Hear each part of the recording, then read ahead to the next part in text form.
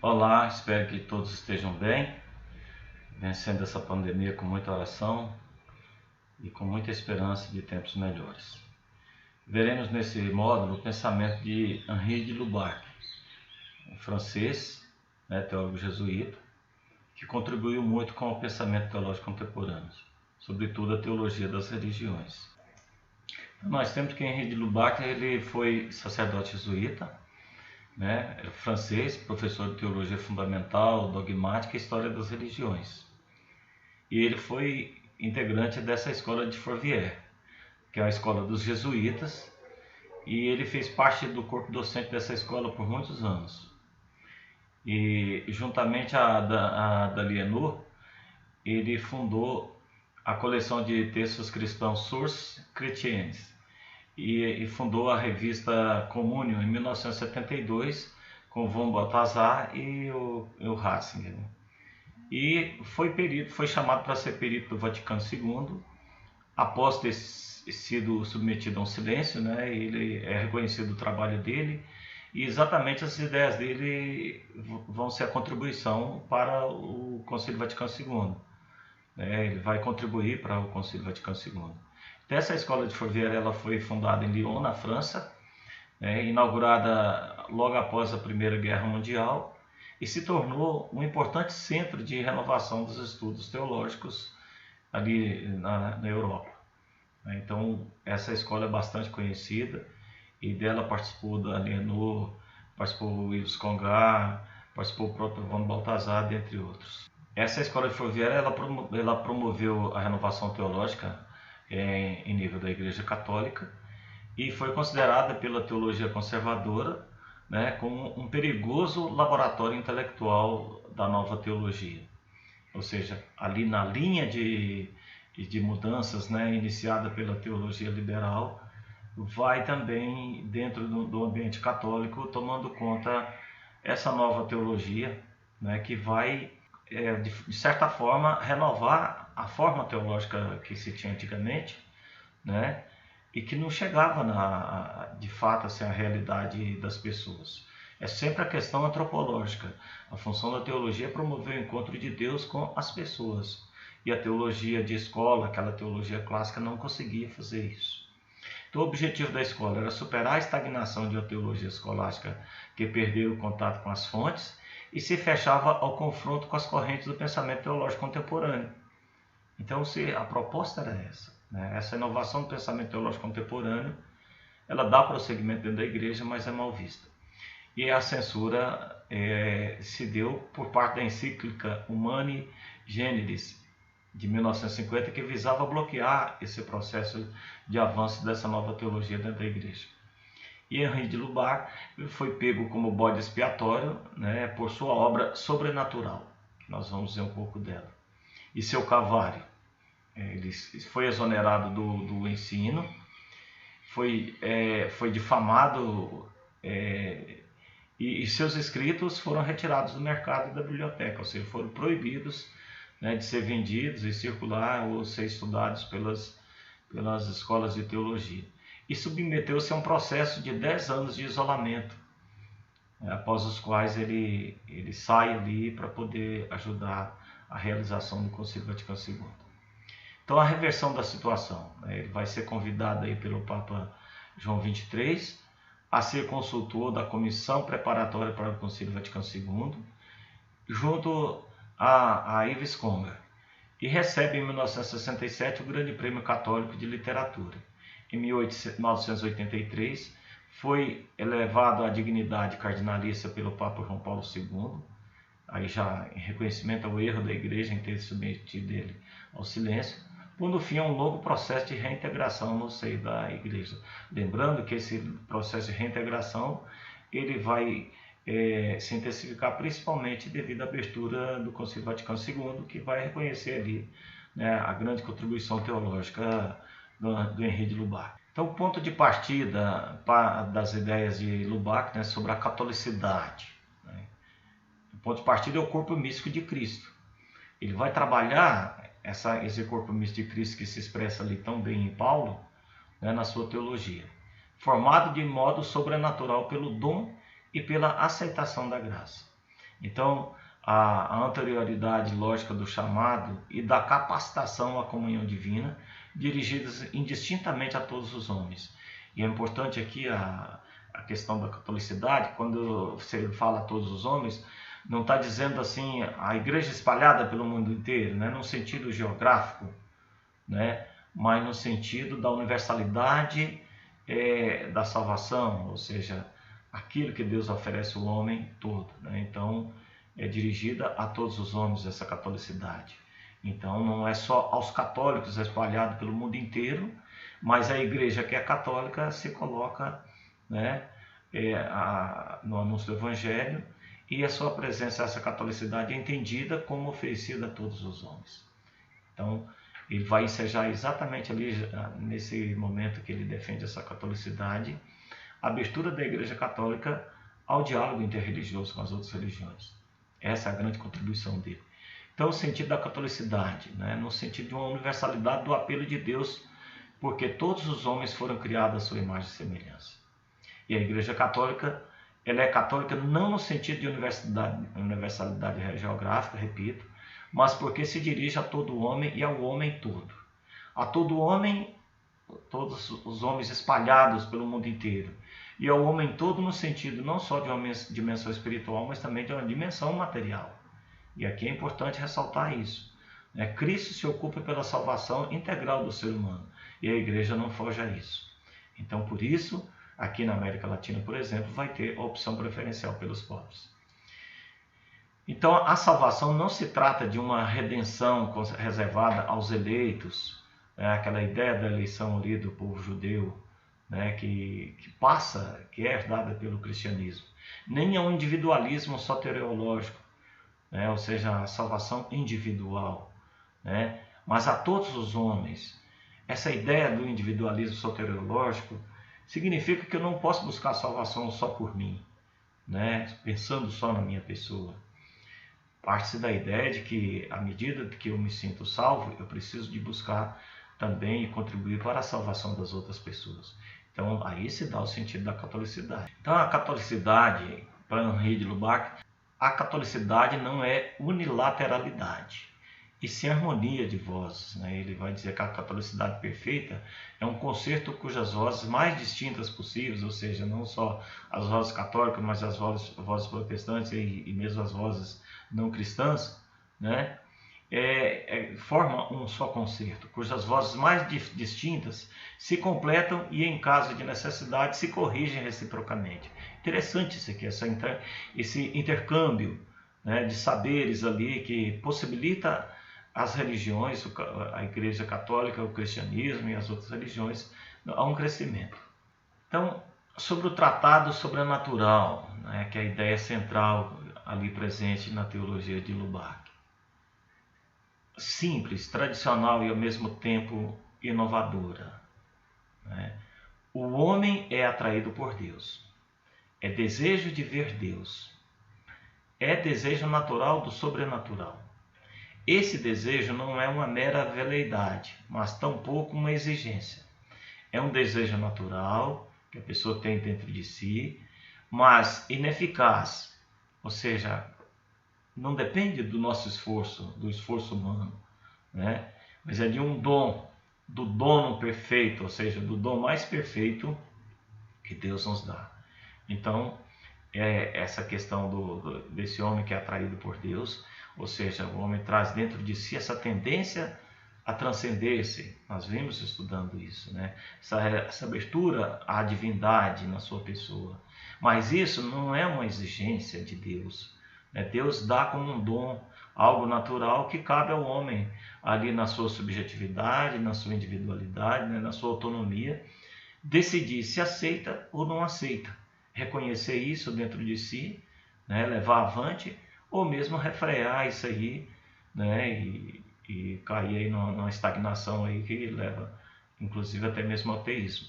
Mas Deus deixa a liberdade, confere essa liberdade, ao homem de responder com a vida, a essa abertura natural.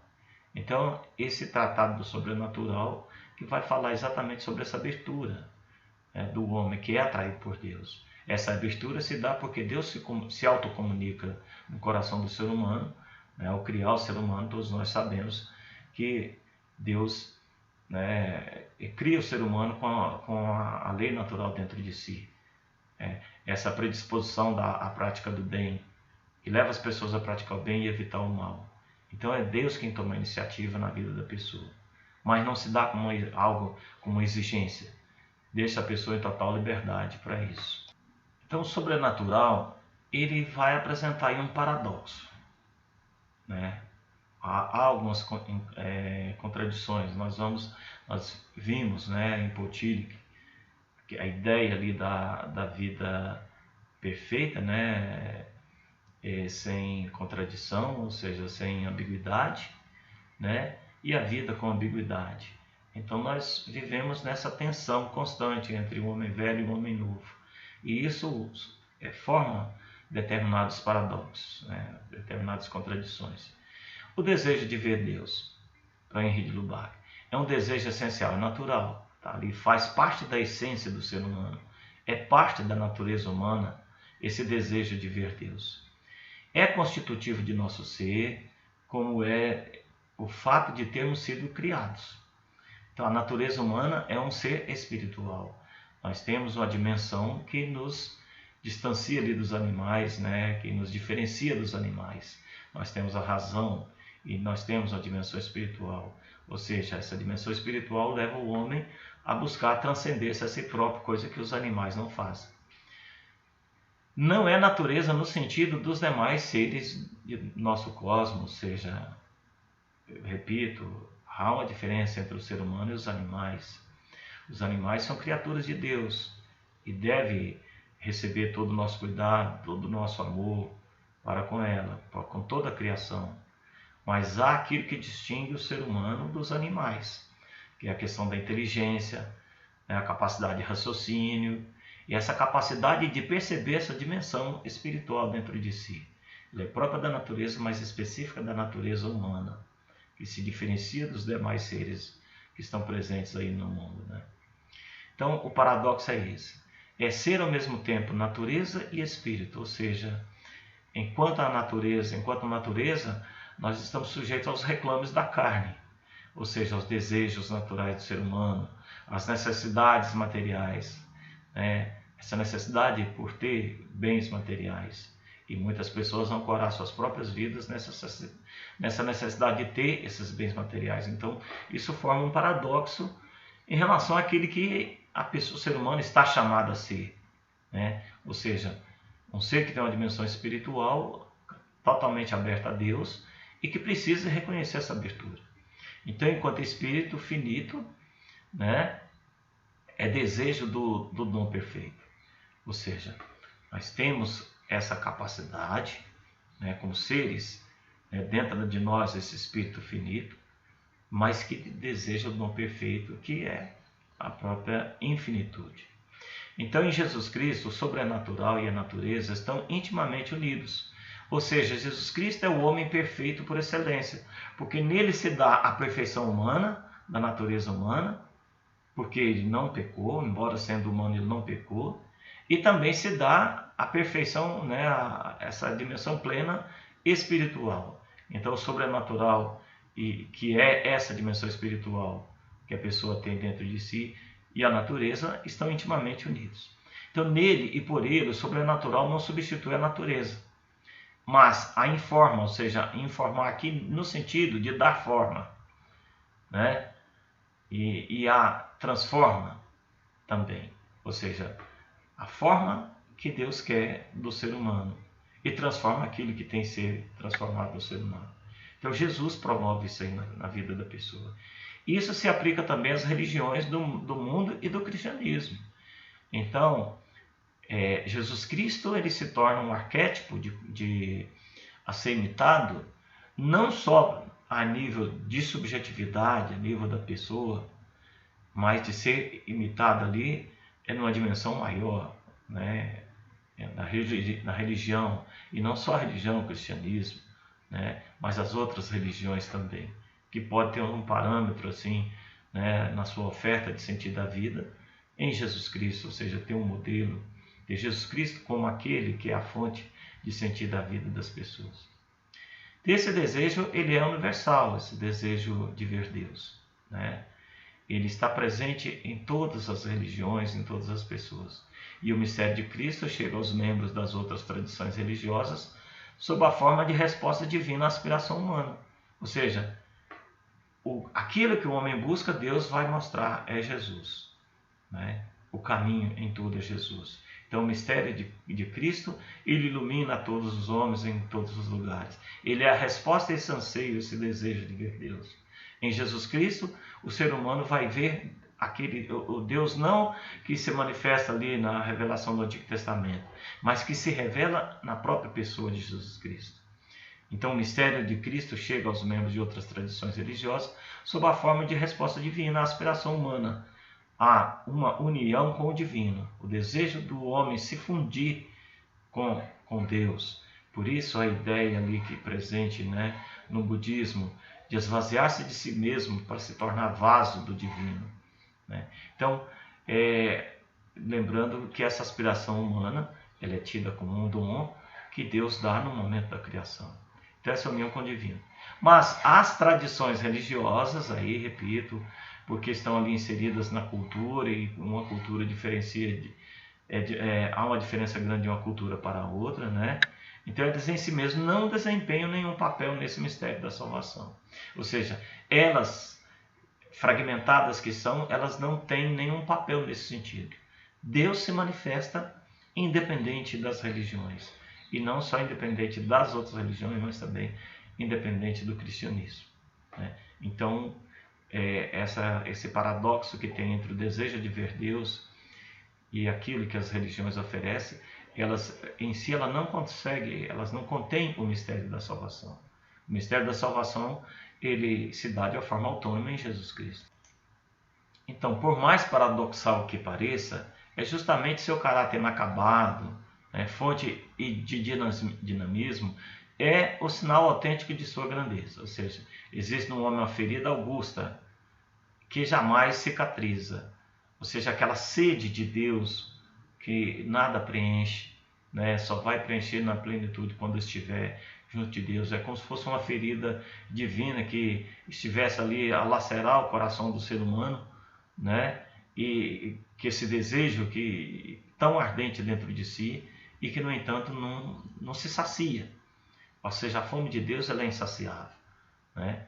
E essa ferida é sinal aparente e paradoxal da fraqueza humana, porque é, afinal, a maior garantia de sua grandeza. Interessante isso aqui, essa ferida, sinal aparente e paradoxal da fraqueza humana, ou seja, é o desejo de buscar a Deus, mas aquela condição de sentir-se pecador, né? Ao ponto de chegar ali, né, na porta do templo e ter uma atitude diferente daquela do fariseu, né, e dizer: Senhor, não sou digno de entrar em sua casa, em sua morada. Reconhecer-se pecador, ou seja, ao mesmo tempo que eu tenho o desejo de Deus, eu me sinto pequeno diante da grandeza de Deus. Olha, como é que eu vou buscar algo tão grandioso, eu sendo tão pequeno, eu sendo tão pecador? Mas é nesse momento aí que se dá a garantia da grandeza do ser humano.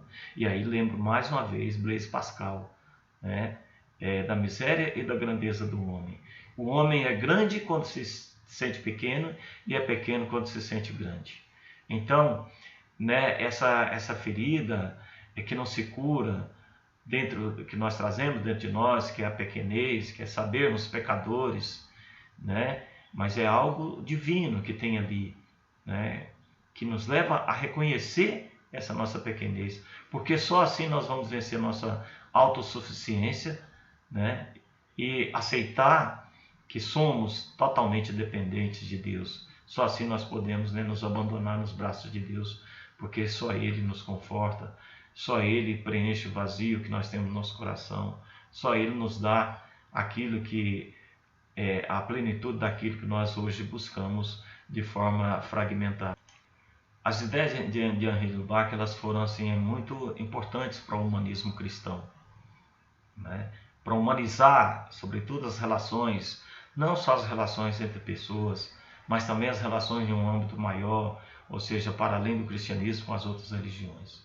Então, o diferencial do humanismo, né, do Henri de Lubac, que não é uma forma de humanismo vista como expressão da questão do homem na história, ou seja, ali o homem simplesmente inserido na história, mas a vocação universal da fé cristã na encarnação do Verbo.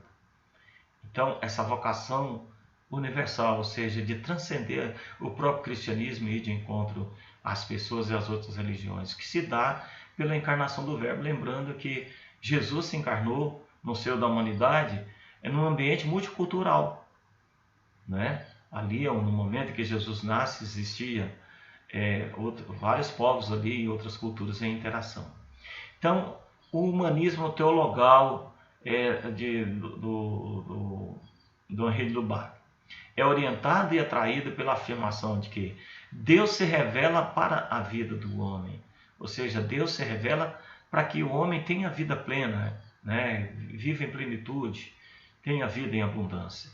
Então Deus se revela em função da existência do homem. E aqui é interessante isso, porque nós vimos, né, que o Karl Barth vai dizer que Deus é totalmente, absolutamente o outro.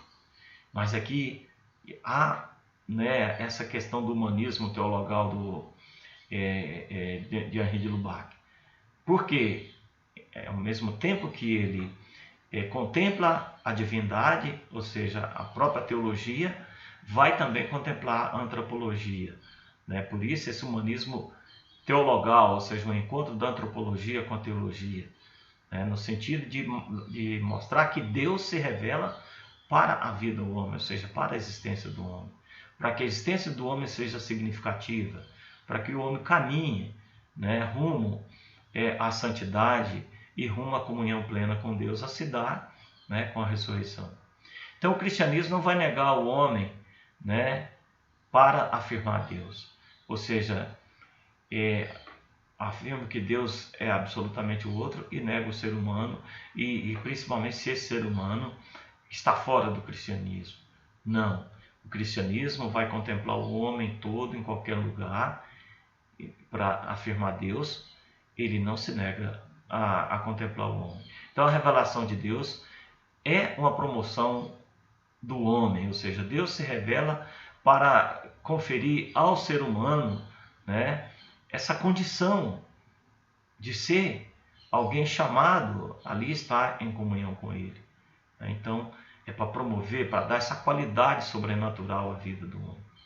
Então o ideal de vida plena sem Deus é algo inaceitável para Henri de Lubac.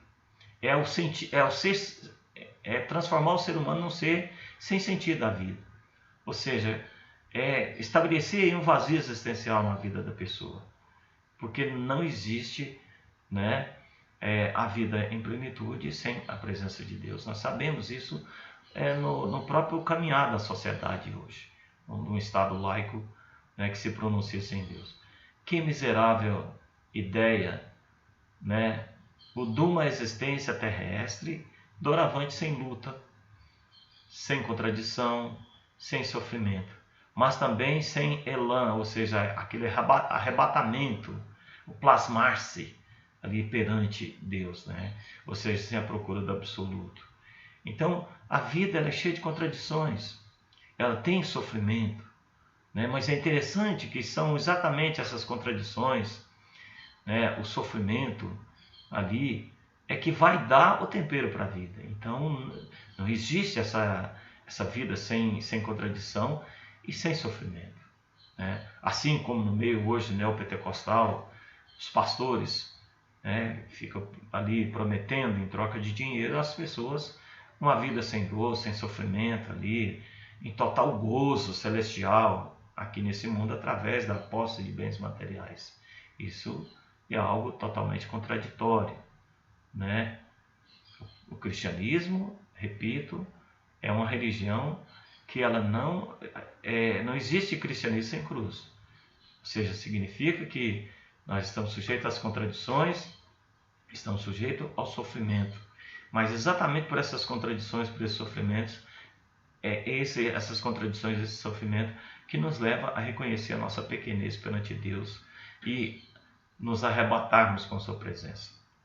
Então a vida plena, ela não se dá só pela vida mundana, mas ela tem que ser uma vida, embora de contradição, mas de constante busca de Deus.